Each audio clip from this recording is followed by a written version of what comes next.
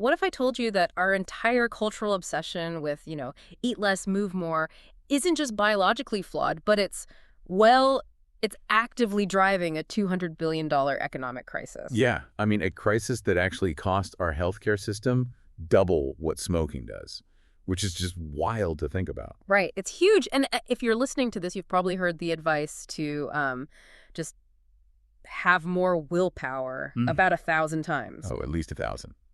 It completely upends how we're taught to think about health. Mm. We really like things to be a clean binary equation, right? Calories in, calories out. Exactly. But the reality is, well, human biology just doesn't operate like a simple calculator. No, it doesn't. So today, for this deep dive, we are basically throwing that broken calculator out the window. We're pulling together a massive stack of sources for you. I mean, we've got medical journals on sleep, new clinical practice guidelines from the ASOI, that's the Association for the Study of Obesity on the island of Ireland. Yeah, some really eye-opening stuff in there. Plus, economic models and sociological analysis on weight stigma.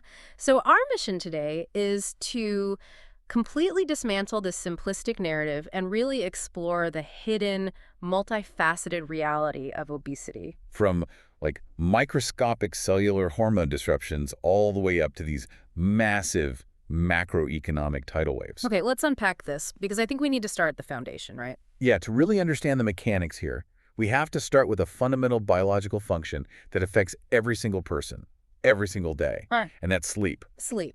Right, because the medical research paints a pretty devastating picture of how excess weight physically hijacks a person's rest. Wait, really? I mean, I always thought the sleep connection was just about, snoring or maybe feeling a bit groggy the next day. Are you saying it's physically altering your body every night? Oh yeah, far beyond just snoring. Mhm. I mean, when a person carrying excess weight lies down, that extra tissue actually compresses their airway. Oh, wow. Yeah, this is obstructive sleep apnea, or OSA. Mhm. And the statistics in the research are just staggering. Up to 90% of individuals with severe obesity, meaning a BMI over 40, they develop Oh, this. wait, 90%? 90%. Their airway repeatedly collapses, literally cutting off oxygen and pulling them out of deep sleep dozens of times an hour. That means almost everyone in that category is essentially choking through the night. Exactly. And looking at the research, it's not just the airway either. Right, because you've got asthma flare-ups that restrict breathing even more. Yeah, and severe acid reflux too, GERD. Oh, right, because the physical pressure on the abdomen just forces stomach acid up into the esophagus, right? Exactly. So basically, nobody is getting a full night's rest. But what's fascinating here is what actually happens next.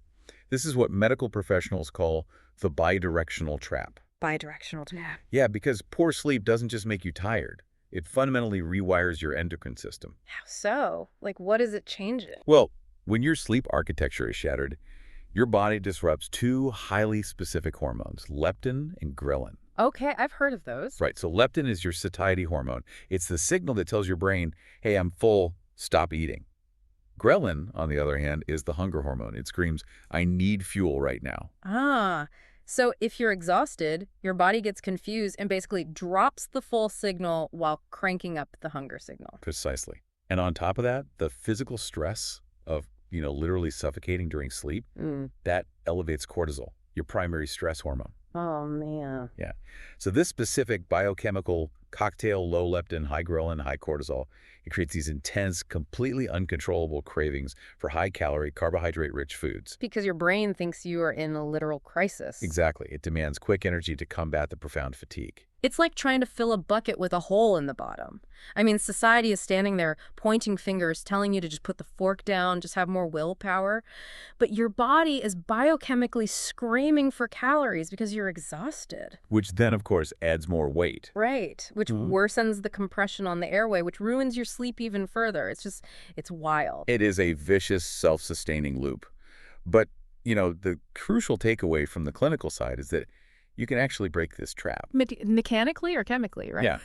If a patient uses a CPAP machine to force the airway open at night, or if they use GLP-1 medications. Which are the drugs that simulate those fullness hormones, right? Exactly. They override the imbalance in the brain, and the sleep architecture stabilizes.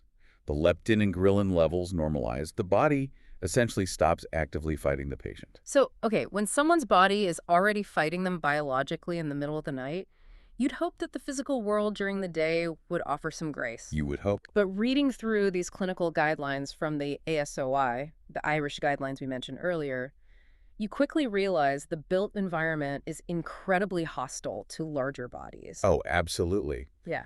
The Irish guidelines introduced this concept of a time tax, which I just found incredibly illuminating. Yeah, the time tax. They found that people living with obesity often spend almost triple the amount of time on basic activities of daily living. Triple the time. Yeah, getting dressed, showering, preparing a meal, all of it takes 3 times as long and drains significantly more energy before they even step out the front door. And they aren't just moving slower. I mean, navigating a world built for smaller bodies is actively dangerous. The guidelines mention something called the Falls Efficacy Scale. Right, because of shifting centers of gravity and severe joint strain. Yeah, so the simple act of just walking across a room carries a massive risk of falling. And then there's the skin integrity issue, which honestly, I don't think anyone ever talks about. No, it's heavily stigmatized, Yeah. but it's a daily, very painful reality. Excess weight creates immense mechanical pressure on the lymphatic system. Which drains fluids from our tissues, right? Exactly. So when that drainage is blocked, patients develop lymphedema. It's this severe, heavy swelling, usually in the legs, that makes walking just agonizing. And the research also points out a really high risk of cellulitis, Yes. which, just to clarify for everyone listening, that's not cellulite. Cellulitis is a serious, potentially life-threatening bacterial infection. Very serious. Right. Huh. Because when you have deep folds of skin that trap moisture, the skin barrier breaks down, bacteria get in, and it requires intense daily medical management just to prevent hospitalization. Now think about what happens when that person tries to get medical help for these exact conditions. Oh, the clinical checklist. Yeah, the clinical checklists and the guidelines reveal how the healthcare system itself shuts them out. For a doctor's office to even be functional for these patients, they need waiting room chairs with a minimum capacity of 136 kilograms. And they have to be spaced 15 to 20 centimeters apart. Right, which most clinics just do not have. No, they don't. They also require bariatric examination beds that won't collapse. They need extra large blood pressure cuffs. Oh, because if you use a standard cuff on a larger arm, it artificially inflates the reading, doesn't it? Yes, which can lead to dangerous misdiagnoses. They even require specific 5-centimeter safety needles. Wait, why the needles? Because standard needles physically aren't long enough to bypass the adipose tissue and reach the muscle for a vaccine or an injection. Man, we constantly hear that people need to, take responsibility, just go to the doctor and get moving. But how can they when the very chairs in the waiting room or the blood pressure cuffs or the lack of specialized needles actively exclude them before they even meet the physician? If we connect this to the bigger picture, this lack of environmental accessibility isn't just some logistical oversight. It sends a powerful implicit psychological message of rejection. Like, you don't belong here. Exactly. And the data shows this directly leads to patients avoiding the healthcare system entirely. They put off preventative care because the environment itself is humiliating. Which inevitably allows their underlying conditions to worsen into acute crises. Right. Which brings us to a really dark realization. If a chair at the doctor's office doesn't fit you, that's not just a design flaw. That physical rejection is just a mirror for the psychological rejection these individuals face every day. Yeah. We are looking at what many of these sociological papers call society's last acceptable prejudice, weight stigma. The sociological data makes it crystal clear that fat phobia is deeply ingrained across every sector of society. It's completely systemic. You see it heavily in the media. I mean, researchers track this phenomenon they call headless fatties. Have you heard of this? Yes, it's terrible. It really is. Yeah. When news broadcasts do a segment on obesity, 72% of the time, the B-roll footage crops out the person's head. 72. Yeah. It just shows a torso walking down the street. It completely dehumanizes them.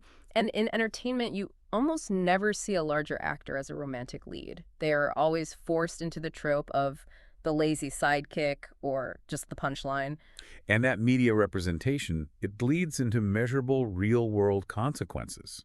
I mean, Yeah. in education, studies show teachers unconsciously hold lower academic expectations for larger students. Wow. In the workplace, larger individuals face higher termination rates, fewer promotions, and a significant wage penalty. It's everywhere. Even in politics.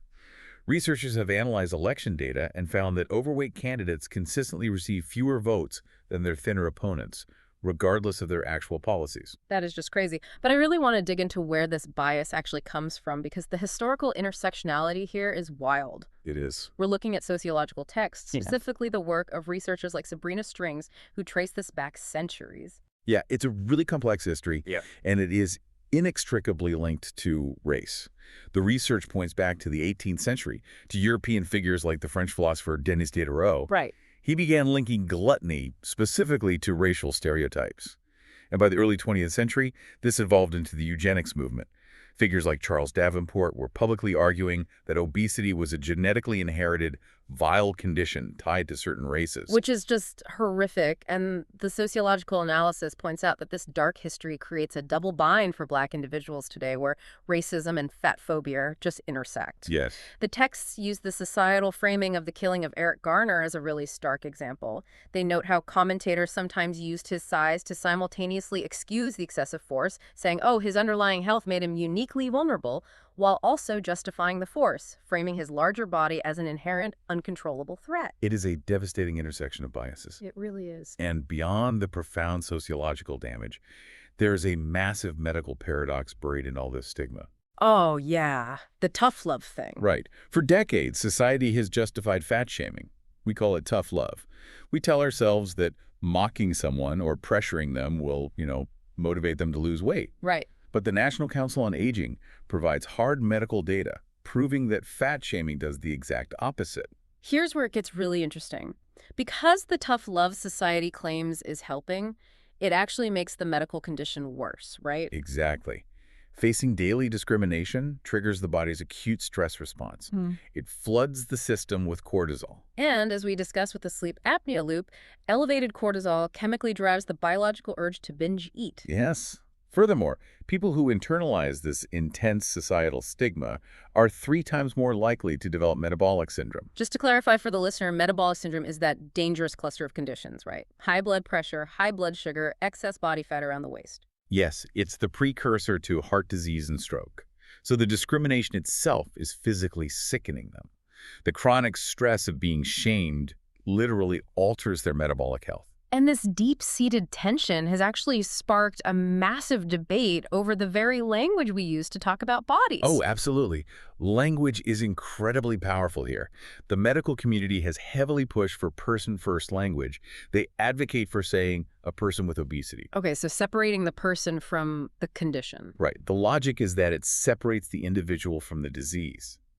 Similar to how we say a person with cancer, rather than defining them completely by the illness. But the fat acceptance movement fundamentally pushes back on that medicalization, don't they? They do. They are actually reclaiming the word fat as a neutral descriptive adjective, like being tall or having brown hair. Yeah. And they point out that the word obesity comes from the Latin root obesus, which literally translates to that has eaten itself fat. So they argue that the clinical term itself is inherently pathologizing. Like it permanently bakes the blame right into the individual's behavior, completely ignoring the sleep apnea, the genetics, the built environment, and the systemic stress we just talked about. It's a profound debate. It's ultimately about identity, the limits of medicalization, and really who holds the power to define the narrative of a human body. Wow. So let's zoom out for a second.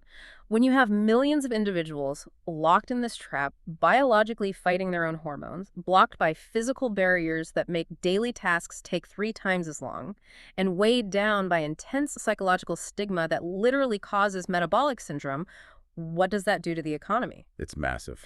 Because whether someone struggles with their weight or not, this affects every single person listening. No, the macroeconomic toll is an absolute earthquake. In the United States alone, the models show that the direct medical costs of obesity are an estimated $209.7 billion annually. $209 billion. Annually. That is over 20% of all healthcare spending in the entire country. Just on direct medical bills. And then you have to add the indirect costs, right? Because the economists map out up to $66 billion a year lost to absenteeism. Which is people physically missing work. Right. And presenteeism. Yeah, presenteeism is when people are at work, but they're significantly less productive because they're dealing with chronic pain, limited mobility, or exhaustion from the sleep apnea we discussed earlier. So they're there, but they're struggling. Exactly. For the individual, having morbid obesity increases their personal medical costs by 50%. I think the most shocking part of the economic data, for me at least, is the comparison to smoking. Because for my entire life, smoking was framed as the ultimate drain on public health. Oh, that paradigm has completely shifted. Yeah. Obesity has now surpassed smoking as the most expensive preventable condition. Wow. Obesity costs the healthcare system $2,741 per person annually. Smoking costs roughly $1,300. Oh my God. Yeah, it is more than double the economic burden. Double the cost. And going through these economic models, there's a really fascinating gender disparity hidden in the numbers. There is, and it directly ties back to the sociological research we were just discussing. Right, because when economists break down this financial impact by gender, they find that for men, the costs of obesity are primarily driven by direct medical bills, like hmm heart medicine, joint issues, CPAP machines. Yeah. But for women, the costs are heavily driven by indirect costs, specifically lost wages, fewer promotions, and absenteeism. It perfectly captures the societal stigma. Society punishes women's bodies much more harshly in the workplace. Right, the media tropes, the lowered expectations, it all leads to a massive wage penalty. Right. And the economic data actually captures that discrimination in raw dollars and cents. The financial data validates the sociological data. It's all connected. It really is. So how do we actually address a nearly $275 billion annual crisis? The economists in our sources point definitively away from individual fad diets and heavily towards systemic environmental policy solutions. So what actually moves the needle on that much money? Because I can't imagine telling people to just try harder is going to fix a $200 billion hole. It won't. One of the top cost-saving interventions modeled in the research is actually a penny per ounce excise tax on sugar-sweetened beverages. Wait, really? How does a 1-cent tax make a dent in a billion-dollar crisis? Well, it's a two-pronged mechanism. First, it nudges consumer behavior at the shelf, slightly deterring the purchase of liquid sugar. But more importantly, it terrifies the manufacturers. Oh, I see. Yeah, to avoid the tax, massive beverage companies are financially forced to reformulate their drinks to contain less sugar. Sneaky. I love it. The models project that this one policy alone could save $17 billion in medical costs and prevent 2.4 million person-years of diabetes over a single decade. That's incredible. And the sources also mention implementing traffic light nutrition labels. Yeah. So instead of consumers having to decipher complex grams of macronutrients on the back of a package, they just see a red, yellow, or green light on the front, so they instantly know if something is heavily processed. Exactly. And strictly limiting unhealthy food advertising targeting children. These are structural guardrails. Right. So if we know this is costing the system over $200 billion a year, and we know that structural changes like soda taxes or preventative healthcare measures actually work to save billions, why are we still treating this as a personal moral failing instead of an environmental and economic crisis? This raises an important question about how we structure society. The intense focus on individual blame is very convenient. Right, because it lets the system off the hook. Exactly. It allows governments and massive food systems to avoid making difficult systemic changes. To combat this, the sources highlight the push for an obesity bill of rights. Oh, what does that entail? It's a framework endorsed by nearly 50 national health organizations. It's designed to legally and medically ensure that patients receive proper screening, compassionate counseling, and accessible treatment. Like those GLP-1 medications and proper clinic equipment. Right, shifting the burden away from individual shame and demanding systemic structural support. So what does this all mean? I mean, we started this deep dive looking for simple math, and we found a wildly complex, interconnected ecosystem. You really did. We traced the journey from the microscopic, how fragmented sleep biologically hijacks your leptin and ghrelin, chemically forcing your brain to crave calories. We looked at the exhausting physical reality of a built environment that makes basic daily tasks take 3 times as long, and clinical spaces that literally don't even fit you. Yeah. We explored the crushing psychological weight of a society that blames you for your own biology, triggering cortisol that only makes the condition worse. And we zoomed all the way out to see a $200 billion economic crisis that demands systemic policy changes, not just another guilt trip about willpower. It changes everything about how you view the world around you. It really does. The next time you walk into a public space, look at a city's design, the seating in a restaurant, the width of an airplane aisle, or the layout of a doctor's waiting room. Ask yourself, who is this physical space implicitly telling to stay away? And what is the invisible compounding cost of that exclusion, not just for them, but for all of us?